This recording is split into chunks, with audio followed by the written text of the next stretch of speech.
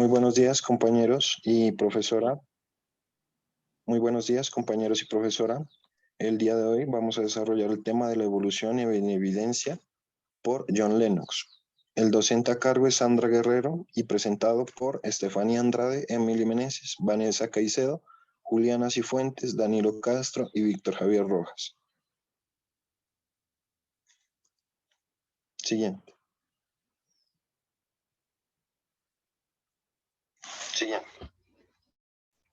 Qué pena, Estefanía, ¿le puedes dar en presentar?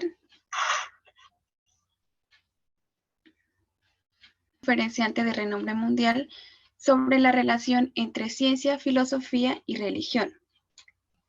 Es un profesor de matemáticas en la Universidad de Oxford y catedrático emérito de matemáticas y filosofía de las ciencias en el Green Templeton College de Oxford. Bueno, también es profesor asociado a la Saïd Business School de la Universidad de Oxford, donde enseña en el programa de liderazgo estratégico.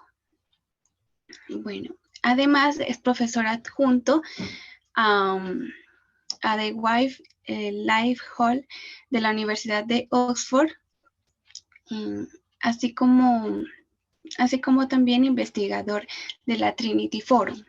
Es autor de Ha enterrado la ciencia a Dios, así como también otros libros que exploran acerca de la relación que existe entre la ciencia y la fe cristiana, motivo por el cual en sus conferencias y debates se puede observar que él habla acerca de la relación que existe entre la fe cristiana como impulsadora de la ciencia.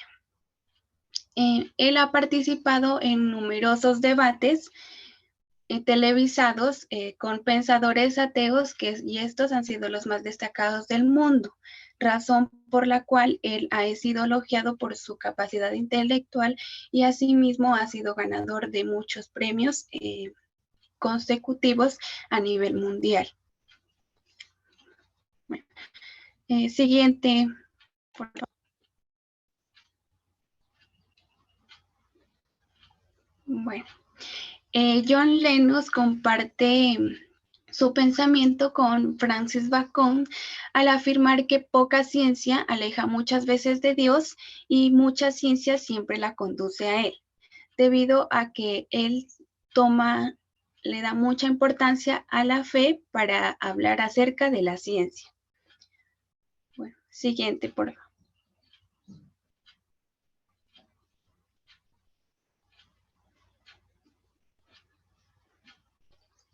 Bueno, en sus investigaciones, él refleja el arte de la creación de Dios y la fe para llevar a cabo sus investigaciones. Pues en sus debates, conferencias, nos podemos dar cuenta que él siempre alude a lo orgulloso que se siente de ser cristiano y por ello también concuerda con Albert Einstein y afirma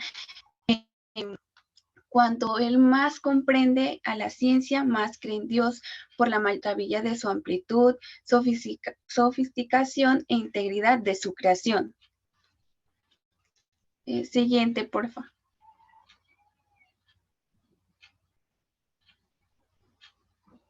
Bueno, en el video que habla acerca de la evolución, él nos deja en evidencia la falsa teoría de la evolución de la que habla Charles Darwin. Y que esta es implantada mediante malas artes y cómo la vida no puede surgir de un proceso naturalista no guiado, sino al contrario, que todo lleva un proceso y va guiado. Por ello, él recalca la importancia de la palabra y su trascendencia. Siguiente, por favor.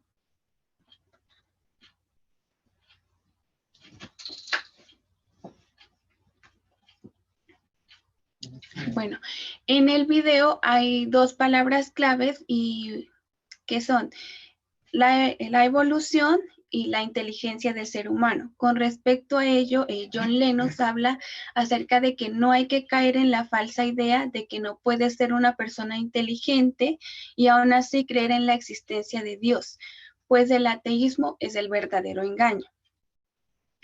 John Lennox, esto alude a que el ateísmo es un cuento de hadas para personas con miedo a la luz, refiriéndose a aquellas personas que le tienen miedo, por así decirlo, a investigar. Él también plantea en un video acerca de ello y dice que la ciencia y Dios no son opuestos, que hay una conexión profunda entre la creencia en Dios y la aparición de la ciencia. Y dice que también que la fe es el motor que lleva la investigación científica, en el que la inteligencia racional de nosotros como seres humanos es un punto clave de ello, ya que nos hace diferentes a los demás seres vivos. Siguiente.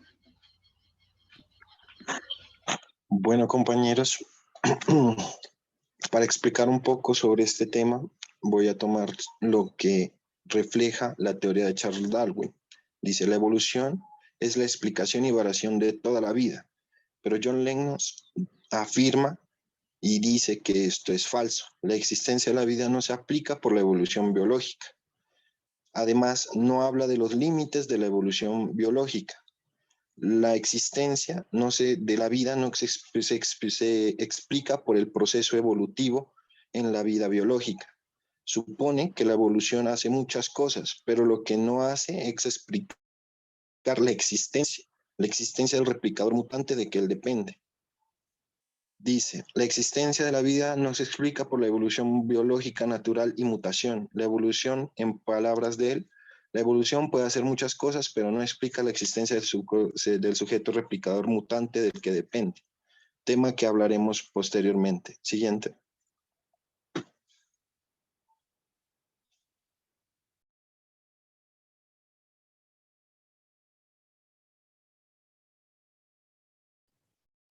La evolución no es la explicación de la existencia y variación de toda la vida.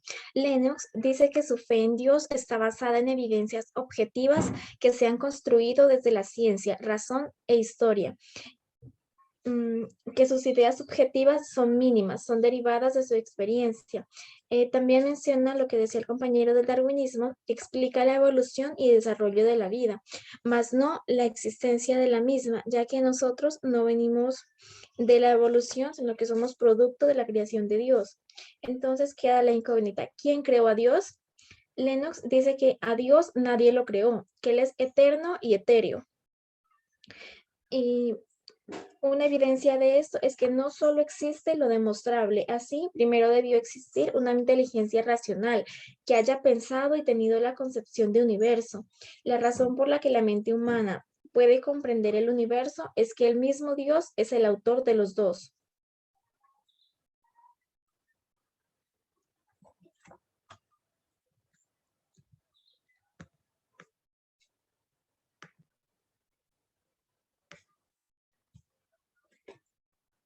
¿Por qué existe el universo? Alan Sanders, padre de la astronomía, dice que Dios es el creador del universo como tal, porque una evidencia de esta es que detrás de este universo perfecto debió de existir un Dios inteligente que lo creó. El universo es especial. Si la Tierra está más cerca del Sol, hace extremadamente calor. Si está más lejos, hay un extremo frío. Si girase más rápido, no habría atmósfera. Si girase más lento, estuviéramos quemados durante el día y congelados en la noche. La pregunta es, ¿cuántos universos más habitables y con vida existirán? ¿Cuántos más ha creado Dios en medio de su perfección?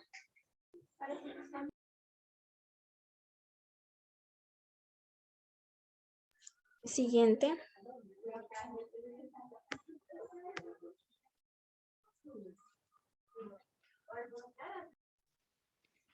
Bueno, aquí John Lennox nos da a conocer la célula como una máquina que procesa información. El matemático Él dice que puede ser simulada por la máquina de Turing. Bueno, para ponernos en contexto, la máquina de Turing es, es una máquina universal o máquina U. Es un concepto destinado a unificar todas las funciones matemáticas computables. Es capaz de implementar cualquier problema matemático expresado a través de un algoritmo. Bueno, la novedad de esta máquina es que está especificada de forma que le es posible imitar cualquier otra máquina de Turing, ofreciéndonos el mismo output, es decir, el mismo resultado que lo haría esa misma máquina. Entonces ahí dice que input y output. Bueno, como input es entrada o ingreso de datos y output es el resultado o salida de la extracción de esos datos. Entonces nos quiere expresar que la célula, o sea, puede procesar información, pero más no produce una información nueva. Siguiente, por favor.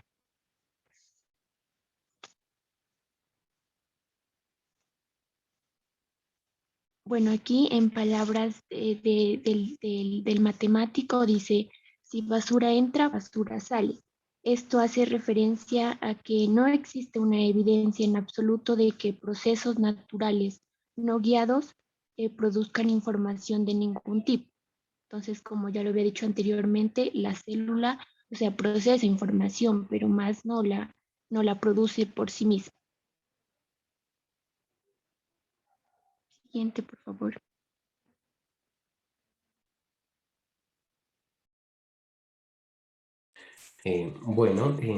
Yo voy a dar respuesta a estas 4 preguntas. La primera es, ¿cuál es el secreto de la vida, no?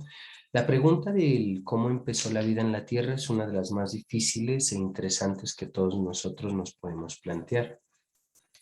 De hecho, el origen de los seres vivos encierra varias cuestiones claves, ¿no? Y ahí es donde nosotros tenemos que preguntarnos cuándo ocurrió, pudo producirse más de una vez, cómo fue la transición entre la química y la biología y la física, tuvo lugar en la Tierra o fuera de ella, y en medio de este camino, sí, entre la ciencia y la filosofía también es obligatorio preguntarnos, ¿fue fruto del azar o de la necesidad? Bueno, yo estoy seguro que John Lennon leyó a Stanley Miller y Joan Oro, ¿no? Por lo que él nos plantea en el video que nosotros hemos mirado. Y dice, estos dos científicos hicieron una investigación experimental sobre el origen de la vida, ¿no? Y hicieron un trabajo serio que comenzó en 1950. Las pruebas acumuladas desde entonces indican que la vida probablemente comenzó hace 3.800 millones de años y solo 700 millones de años después de la formación de nuestro planeta, ¿no? En ese gran laboratorio en el cual nosotros fuimos creados, ¿sí? Se sintetizaron las primeras moléculas orgánicas que fueron organizándose progresivamente para formar otras más largas y complejas. Esta forma nosotros la conocemos como cadenas desoxirribonucleótidas, ¿sí? Que son los pilares de la evolución, los pilares eh, de la vida. Ahí están nuestros registros de ADN y esta idea la comparte John Lennox. La otra pregunta es, él aborda bastante lo de replicador mutante. ¿Qué es un replicador mutante? Voy a explicarlo, ¿no? Para que un proceso de evolución pueda manifestarse, basta con que exista en una población de individuos unidades portadoras de información, capaces por un lado de variar, mutar y por el otro lado de transmitir de un individuo a otro. Es decir, producir réplicas fieles de sí misma entre otros individuos. John Lennox llama a estas unidades replicadores mutantes, ¿no? Los genes son replicadores excelentes, se encuentran en el principio de la evolución biológica. En la ciencia, La ciencia nos muestra que nosotros, a pesar de que exteriormente somos diferentes, pero interiormente en nuestra cadena de ADN somos muy similares, ¿no? Nosotros podemos encontrar una civilización, digamos, del continente americano y podemos irnos al continente africano y vamos a encontrar similitudes. De hecho, hay una ley que dice que si fuese el caso de encontrar vida en otros planetas, no serían tan diferentes a nosotros porque hay una ley que se conserva universalmente, esa ley de similitud de la vida. Tenemos otra pregunta, ¿cuál es la manera natural en que sucede la vida? Científicamente hablando, en los planos de la creación, del surgimiento de la vida, están almacenados los genes, ¿no? Que son las unidades básicas de información genética. Los genes están compuestos por secuencias específicas de moléculas en el ADN, ¿sí? En el ácido desoxirribonucleico, y se sitúan en puntos específicos con un orden particular codificados para que pueda surgir la vida. Bueno, después de responder a estas tres preguntas de una manera científica, nos acercamos a la pregunta de que hay alguna inteligencia que diseñó todo esto, que está detrás de lo que conocemos como vida. John Lennox defiende que podemos encontrar caminos científicos para determinar la presencia de esa inteligencia creadora, ¿sí? Y que dicho sistema al que denominamos vida fue creado gracias a esa inteligencia, ¿no? En esa búsqueda de señales de diseño de este mundo natural, John Lennox trata de conectar una idea, ¿no? Y nos dice que existen muchas coincidencias como para atribuirlas al azar y dejarle al azar la creación de la vida como podemos atribuirle, ¿no? Haciendo una investigación, los seres vivos, ¿sí? Mediante la variación genética, la ciencia dice que no requieren ningún mecanismo dirigido, ¿no? De manera intencional, lo podemos ver en lo que plantea Darwin, ¿no? Y también la teoría sobre el Big Bang no aborda alguna existencia diseñadora, ¿no? Para que se pueda dar la vida. Pero ahí es donde yo me pregunto, sin embargo, es sorprendente que el diseño inteligente está convirtiéndose hoy en día en una realidad en manos del hombre. Ciertamente es el caso que el ser humano es capaz de hoy en día de diseñar seres vivos, de además de hábitats, de sistemas que obedecen a una intención, ¿sí? Obedecen a nuestra intención a través de la genética, a través de la agricultura. Entonces, no sería tan descabellado pensar que a nosotros también nos está pasando lo mismo, que hubo una fuerza inteligente más poderosa que nos diseñó a la imagen de él. Cambiemos de diapositiva, compañera, por favor.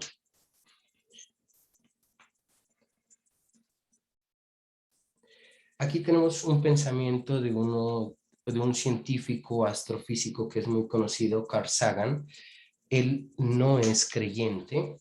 Él dice que creer es en una ideología, en una doctrina, es una manera de perder el tiempo. Deberíamos acercarnos más a la ciencia. Y dice que la ciencia no es perfecta, con frecuencia se utiliza mal. No es más que una herramienta, pero es la mejor herramienta que tenemos. Se corrige a sí misma, está siempre evolucionando y se puede aplicar a todo. Con esta herramienta conquistamos lo imposible. Carl Sagan, como no creyente, pero cree sí en la ciencia, él dice que la herramienta reveladora del conocimiento, la que va a abrir, la que va a cortar esa brecha para poder llegar a conocer una verdad, ¿no? Una verdad no siempre pues exacta, sí, va a ser la ciencia. Cambiemos para comparar con el otro pensamiento de John Lennox, compañera. John Lennox nos dice que al principio fue la palabra y todas las cosas fueron hechas por él. Eso es la energía de la masa, no son primarias, son derivadas y eso tiene sentido. John Lennox, antes de la ciencia, antes nos plantea eh, una idea, ¿no? Una idea, um, una ideología más que todo, ¿no? Una ideología para poderle dar respuesta al origen, ¿no? Para mí yo he tratado de colocar estos dos pensamientos y lo que yo trato de resaltar es que ambos tienen validez, ¿sí? Y ambos gozan del libre albedrío, ¿sí? Ya, en mi opinión, ya quedaría en cada uno de nosotros cuál tomar o si tomar los dos, ¿sí? Pero por mí las dos formas de pensar coexisten, ¿sí? Y ambas visiones nos ayudan a entender el mundo. Gracias.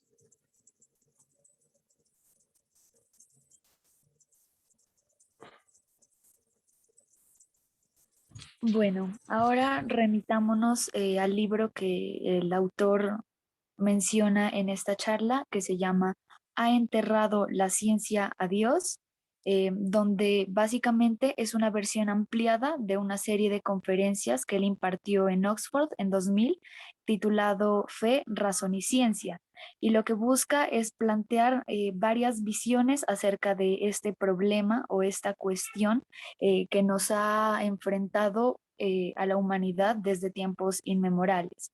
Entonces, aquí, por ejemplo, contrapone muchas de sus ideas a las ideas de Richard Dawkins, que es un biólogo evolutivo, autor de un libro que se llama El espejismo de Dios, donde sostiene que es casi absoluta verdad, que no existe un creador sobrenatural omnipresente y que la creencia en un Dios personal puede calificarse más como un delirio que como un acercamiento a la verdad. Siguiente, por favor. Entonces, en este libro comienza con una reflexión de Richard Feynman y nos pregunta, ¿por qué hay algo en vez de nada? ¿Por qué en particular existe el universo? ¿De dónde vino y hacia dónde se dirige? ¿Es ella misma la realidad última detrás de la cual no hay nada o hay algo más allá de ella?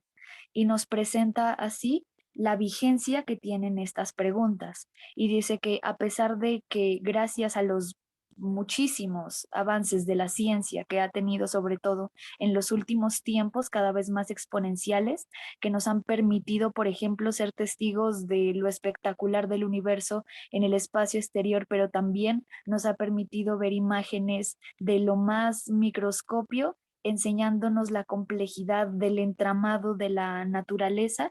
Dice que estas preguntas metafísicas aún nos cuestionan y aún nos enfrentan a muchos de los problemas filosóficos, pero también científicos que nos hemos hecho como seres humanos. Siguiente, por favor. Ay, bueno, pues nos pregunta varias cosas, ¿no? Anteriormente nos cuestiona si de verdad puede ser todo esto una obra, bueno, como dice Bertrand Russell, el universo está allí y eso es todo. Dice que ¿será que de verdad somos resultado de la evolución como se tiene en cuenta solamente una mezcla de productos de fuerzas irracionales que actúan sobre la materia y la energía, como dice Richard Dawkins, defendiendo el nuevo ateísmo, como se llama? ¿Somos un hecho fortuito? O sea, ¿somos solamente producto del azar, de la disposición de átomos y de conjugación de materia? Entonces, asimismo, podemos hacernos esta pregunta. ¿Puede la racionalidad realmente surgir a través de procesos naturales no guiados que trabajan bajo las restricciones de las leyes de la naturaleza sobre los materiales básicos del universo de alguna manera al azar?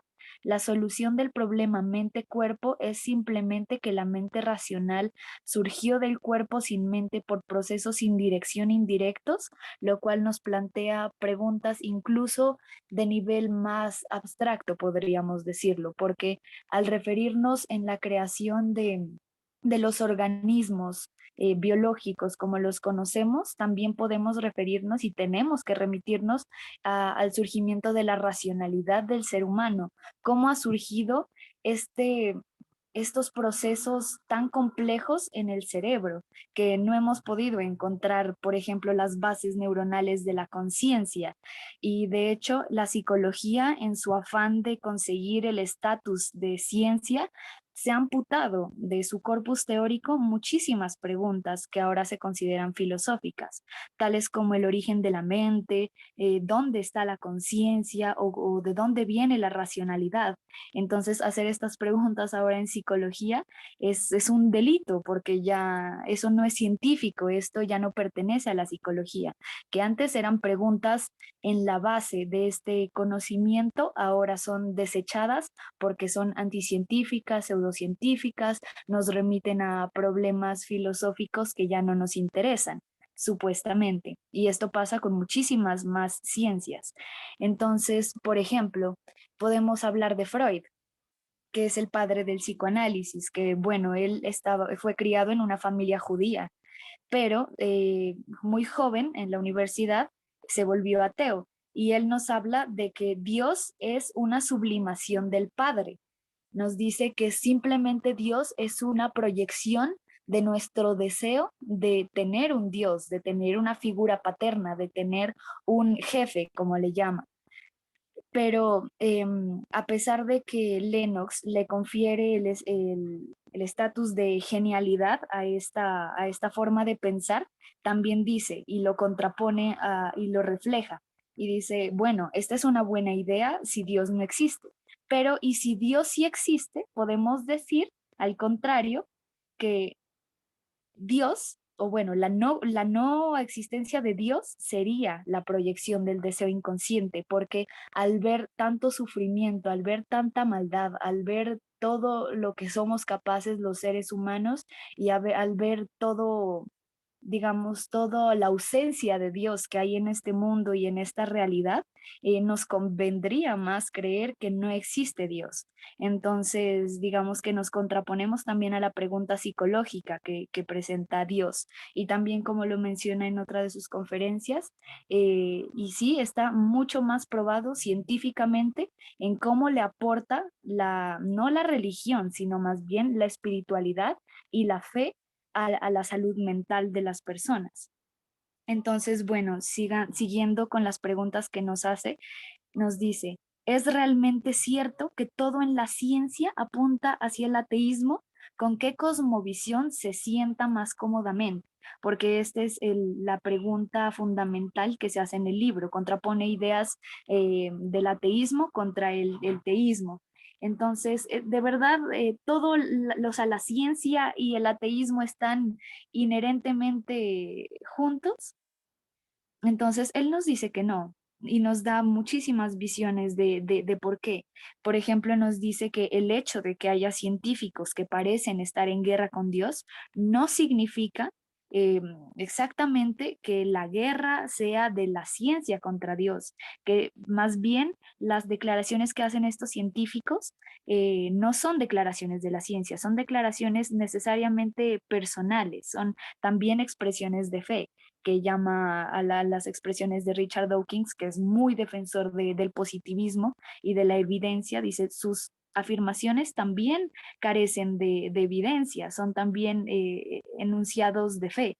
Entonces nos habla también de las raíces olvidadas de la ciencia y nos dice cómo en el corazón de toda ciencia, de cualquier disciplina, se encuentra la convicción de que el universo está ordenado, porque sin esta convicción la ciencia no existiría. Y nos remite históricamente a la religión monoteísta, como esta religión, antiguamente pues referida por los antiguos hebreos, al estar el universo gobernado por un solo Dios y no ser capricho de múltiples dioses, entonces ahí podemos decir que esta visión monoteísta es la base histórica de la ciencia moderna, porque como nos dice Francis Bacon, él nos dice que en esta ciencia Dios nos ha proporcionado dos libros, el de la naturaleza y la Biblia, y que para educarnos adecuadamente deberíamos estudiar ambos. Entonces, más que ser un obstáculo, la creencia en Dios es inspiración, y muchos científicos nos lo confirman, por ejemplo Kepler.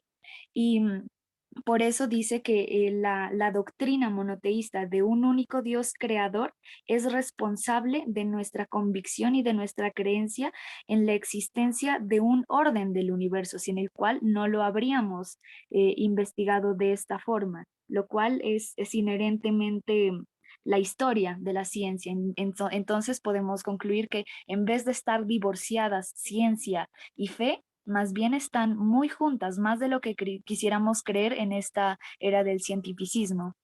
Siguiente, por favor.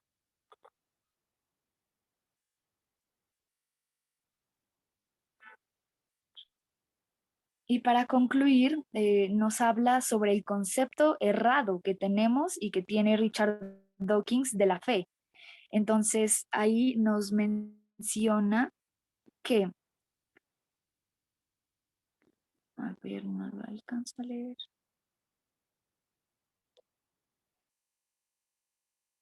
Bueno, ahí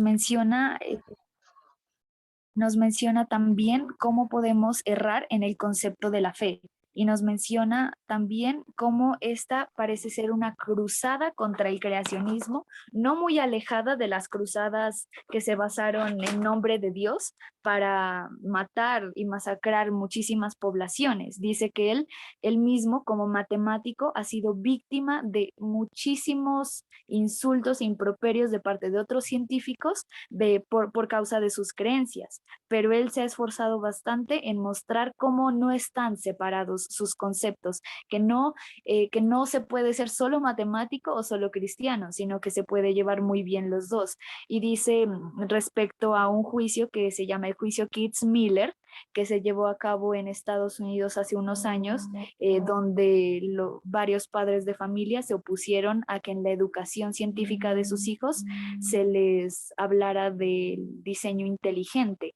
que no era algo científico, y de hecho ganaron el juicio. Y aquí mencionaban que la creencia científica se basa en evidencia verificable públicamente, y que la fe religiosa no solo carece de evidencia, sino que su independencia de la evidencia es su alegría gritada desde los tejados. Pero lo que dice Lennox es que hemos malinterpretado muchísimo la noción de fe, que la fe no es fe ciega, y que esto lo podemos verificar muy bien en la Biblia. Por ejemplo, el apóstol Juan escribe en su biografía sobre Jesús que estas cosas están escritas para que puedas creer. Y también el apóstol Pablo nos dice que la naturaleza misma es parte de la evidencia de la existencia de Dios.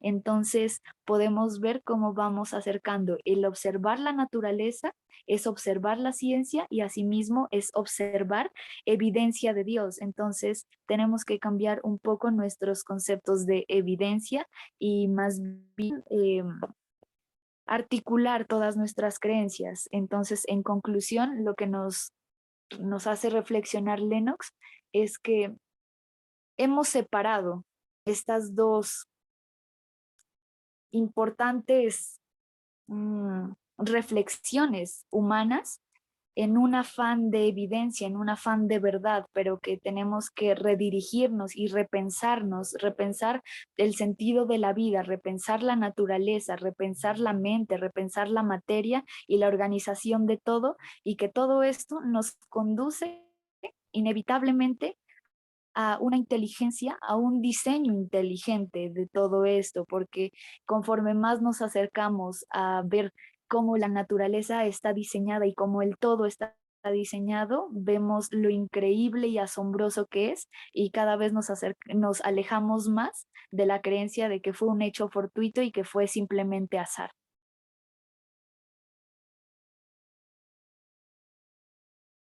Muchas gracias.